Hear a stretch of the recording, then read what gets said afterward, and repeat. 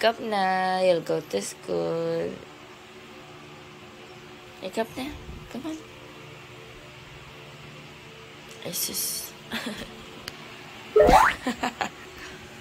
Let's go. Gloomy day.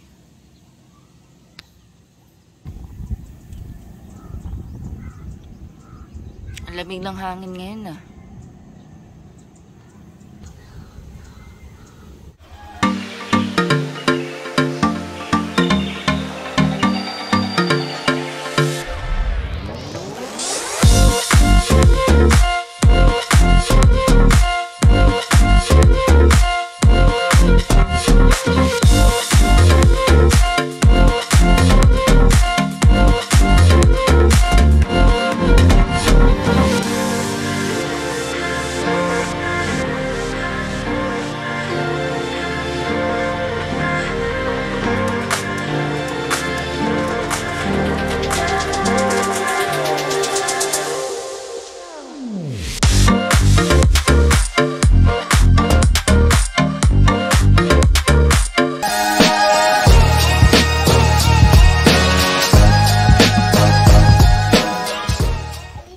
Pag marites pa si Iskay kay Pepper. Amin na yung milk!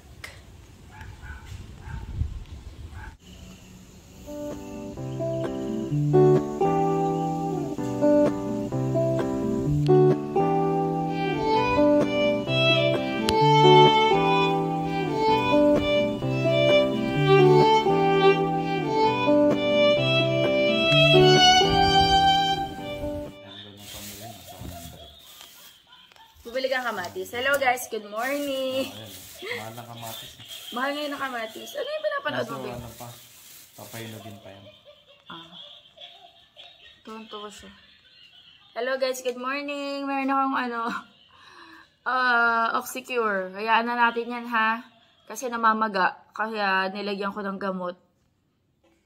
Kasi pag nilagyan, namumula kasi pag nilagyan ko ng concealer, baka mas ma-irritate. So, lagyan ko na lang ng gamot. Yung Oxycure yan. Ito, pakita ko sa inyo. Alam ko, madalas ko na itong pinapakita. Pero ito yung nilalagay ko sa aking pimples. Ayan, Oxycure. Baliktad lang, naka-flip screen ako. Oxycure, nabibili ko siya sa Watsons. Itong ganito, 99 pesos. Pero matagal nyo itong nagagamit. Ayan, kuha lang kayo ng maliliit. And ganyan-ganyan lang, tas lagay-lagay. And ako, bihira na din ako mag-pimples. Kaso, ito, namamaga talaga. So, nilagyan ko. Ayan, nagtimpla na ako ng coffee. May nakita akong coffee ko. Kala ko wala na kaming coffee ko. Kape mocha kasi yun nandyan, hot choco. Pero okay lang. Masarap din naman yun. Pero yun, nakakita ako ng coffee. Coffee talaga. Yung cafe mocha kasi, mas lamang yung pagka hot choco niya compared sa coffee. Tapos, mag-aano lang ako, bread pan. Natamad pa ako kumain. And, hinatid ni Daddy Andy si Sky. Tapos, bumili siya ng Mexican canton. Ayan, hindi ko alam kung kailan niya ito lulutuin. Pero for today, mag-aano tayo. Tinola. Ayan, bumili siya ng papaya. Tapos, ano to? Talbos ng kamote. Ay, talbos ng kamote. Talbos ng sili. Ang dami namin sili dyan. Sabagay kasi minsan yung mga dahon dyan, may mga puti sa, sa likod. So, mas okay din to. Parang mas healthy siya. And then, bumili si Daddy Andy ng kamatis. Ayan, pahinugin pa. Which is good kasi parang hindi siya mabilis mabulok. Ang mahal ng kamatis ngayon, guys. Yung huling palengke namin, 60 pesos ba per kilo? Eh, ano lang yan 15 to 20 pesos. Kaya medyo mahal yung kamatis ngayon. Ayan, coffee tayo. Kain lang ako, guys. Plano kong linisin yung may dinala sila Elaine dito galing shop. Yung isang gondola. Kasi 3 yung gondola. Hindi. 4 yung gondola namin. 3 lang yung madalas gamitin. Yung isa, nai-stack lang doon. So, inuwi nila dito. And plano ko, kesa i-stack, parang ganito yung itsura niya, guys. Parang ganyan. Ayan, parang ganyan. Pero hindi exactly ganyan. Pero may mga layer by layer. Plano kong linisin kasi medyo maalikabok. Tapos gagamitin kong lalagyan, storage ko ng mga bag sa pink room. Kasi nasa pink room yung mga bag ko. Plano kong i-assemble doon. Tapos ilagay ko yung mga bag. Kasi yung mga bag ko doon, may mga lalagyanan. Pero medyo na sila. Hindi ganun kaganda yung mga lalagyanan nila. Tapos meron pa akong isa yung center table namin dito. Hindi ko nakwento sa inyo. Nasira ako. Kasi nagtitrim ako ng guyabano. Doon ako from pink room, nagtrim ng guyabano. May dala akong pang cut. Tapos napaupo ako doon.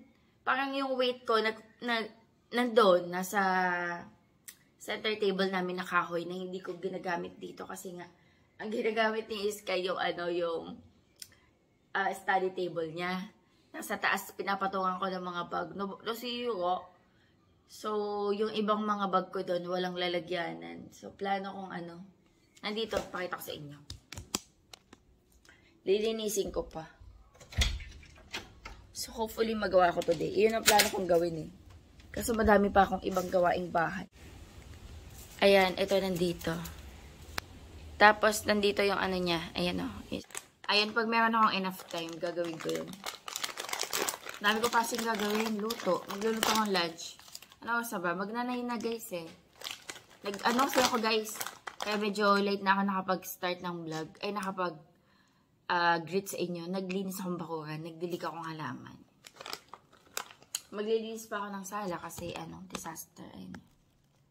Ayusin ko pa yan. Saka yung kitchen.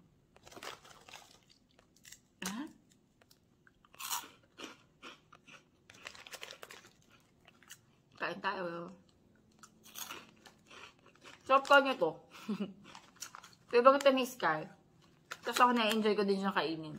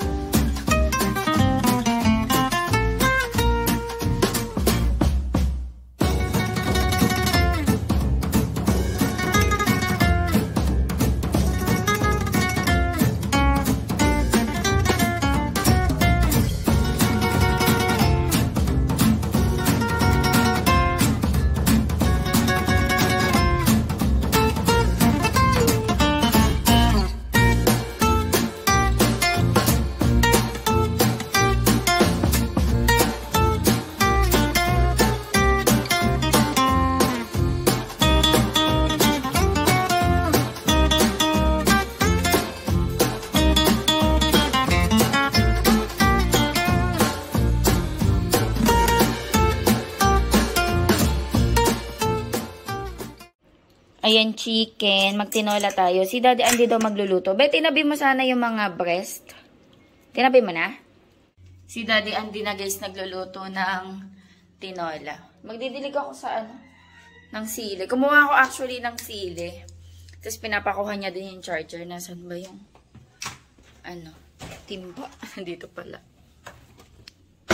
Ay. Nakakatakot guys. Alam niyo may bomb threat dito sa Bataan. Kuha ko ng tubig. Ayan, balita today sa Facebook dito sa Bataan na may bomb threat. So, yung mga estudyante, pinauwi na. Tapos, yung mga government facilities, alam ko, papauwi na din sila kasi mag-work from home. Ayan, meron kasing, natanggap na email from a Japanese, basta Japanese yung pangalan niya, hindi natin alam kung prank lang yun or totoo. Pero, kahit prank lang or totoo man, which is sana hindi naman, yung government dito, pinauwi na yung mga estudyante, hindi nila yung tinik na na light, yung ganong warning, na may tinanim daw na bomba sa public facilities dito sa Bataan. It's either sa school or sa mga government na pwede sa mga munisipyo or city hall, basta sa mga government agencies dito or facilities sa Bataan, dun daw nagtanim ng bomb. And hindi naman yun tinake lightly ng government dito. So ngayon, pinauwi na yung mga estudyante, tsaka yung mga nag-work sa mga public facilities. So nakakatakot. Hopefully, hindi naman totoo. Hopefully, nagpa-prank lang, pero sana kung prank man yun, mahuli yun. Mamaya mag-update ako sa inyo kung ano yung mangyayari. Pero sana wag naman. Nakakatakot. And buti nga guys, si Sky nakauwi na. Though naka-private school naman si Sky. Pero kahit pa paano nakakatakot. Lalo na pag wala yung anak mo. Hindi yung kasama. So, nakauwi na si Sky ng alas 11. Ano na ngayon guys? 11:39. So, nakauwi na si Sky. Nandito na sa bahay. Hopefully, hindi yun matuloy or hindi yun totoo. Sana hindi talaga totoo. Minessage ko nga yung tito ko kasi sa City Hall siya nag-work. Sabi ko may Bob threat daw. Sabi niya hindi pa daw sila pinapauwi. Pero baka pauwiin din sila. Pero as of now, nandun sila sa City Hall. Pero yung mga estudyante pinapauwiin na daw. Kaya sabi ko mag-ingat siya. Dapat pauwiin na sila eh. Kasi nakakatakot. Ayan, nakita ko sa balita. Dito sa Bataan na umiikot na yung mga police. Tsaka ibang mga nagche-check sa mga school, sa mga government facilities para i-check kung saan man tinanim or sa mga pundasyon ng mga building, ganun. So, nakakatakot. Parang nakaka-nervous, alam mo yun. Hopefully, prank lang talaga, and kung prank, sana mahuli yung gumawa. Alam ko kasi pag ganun talagang may punishment din. Kasi imagine mo, magkukos ka ng alarm, tapos mag-uwian yung mga estudyante, tapos nakakatakot talaga. So, hopefully, hindi totoo. Ayun, nakakaloka. Magdidilig lang akong halam. Oh! Si Daddy Andy na guys yung nagluto. Tinola. Dito na si Sky. Hi, Sky. Hi. We have assignment. You have assignment? Okay, let's do it. Kain tayo. Mommy, what do you do? Ayaw niya. Ayaw niya. Okay, ayaw niya magpa-video. Okay.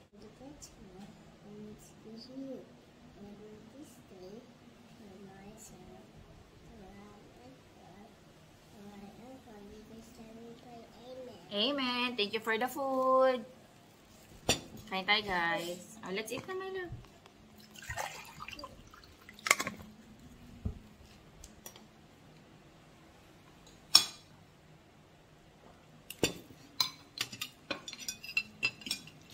Si Daddy Andy nagluto.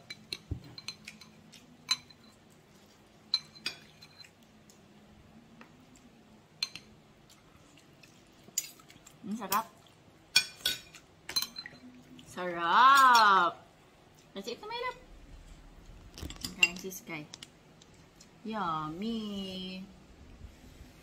Malungkot siya. Nainit pa? Dahan-dahan, kaya it's hot. Malungkot siya, guys, kasi gusto niya isama si Later na. Oy, later mag-watch TV. Gusto niya pahigain dito sa lamesa si Colossal Squid. We have a fried chicken. How about fried chicken? Fried chicken? Fried Meron chicken. pa dyan. Fried chicken and soup and rice. You want fried chicken, soup, and rice? Yes. Okay. I want it. Oh, ayan na yun. Chicken, soup, and rice. Oh, ayan na yun. Chicken. Next time, okay? We will eat fried chicken. You eat what's on the table, Sky. Yummy yan. Luto yan ni Daddy. Yummy. Yummy. Ayan, kumain na siya. Yummy. Umiiyak siya, guys. Paano? Gusto niya pahigain dito si Colossal Squid sa table kasi daw pagod daw si Colossal Squid. Pagod si Colossal Squid. Colossal Squid is tired. Yeah. Yes. Bakit tired? Lumangoy.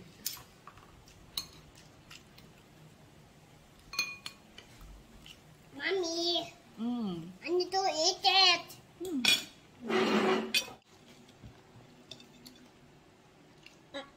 Hot. Mommy, It's hot. Hot yan. Yummy luto ni Daddy. Yummy. I didn't get the rice. Oh, you did. Dito ka tabi tayo.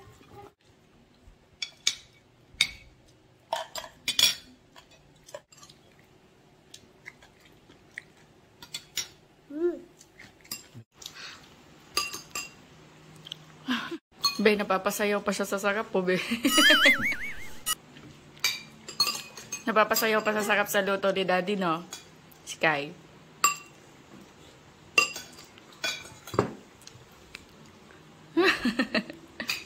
Yummy. Oh, eat ka na. Eat ka pa. I mean, what's colossal squid? I don't know. There. Oh my god.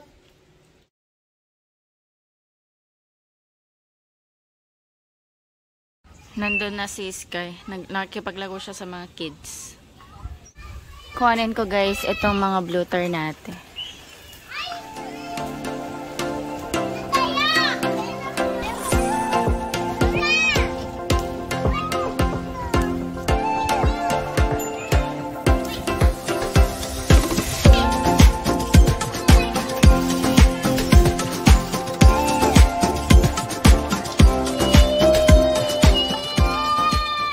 Super lakas ng hangin guys. Nakaka-relax.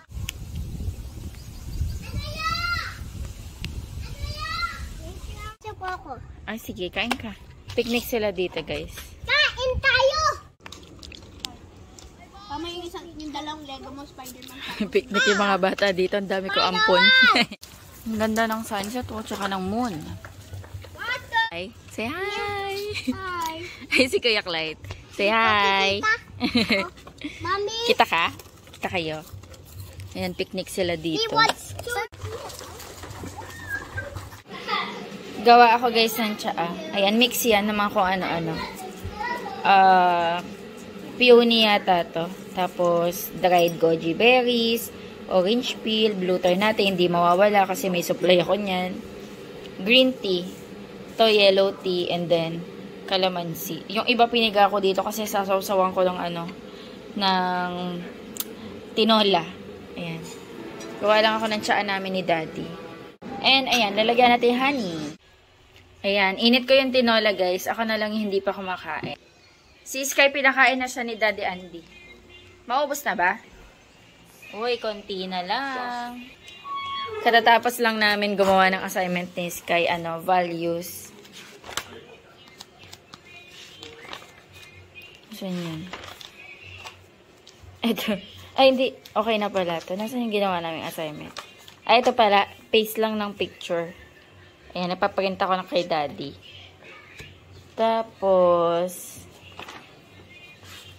meron siya, ito, drawing niya yan eh. Yung mga feelings. Mga faces ng sad, happy. Ayan, drawing ni Sky. Ayan, dalawa lang assignment nila.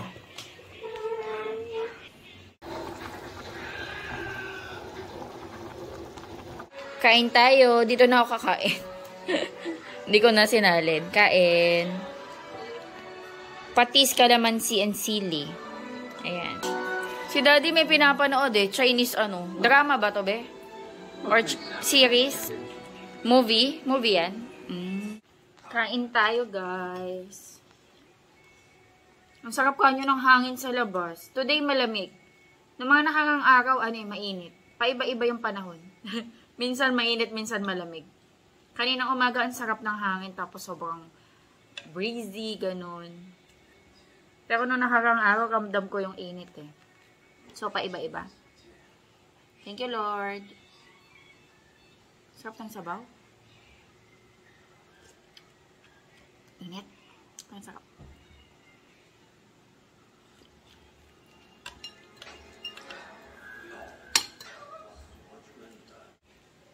Yung sili naming pang malakasan. Sobrang anghang nito eh.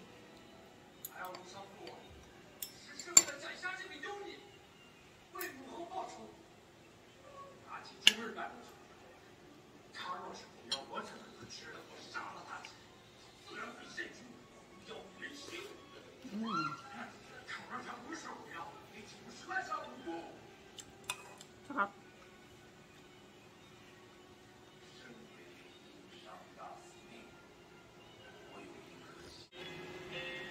Ayan, tea time.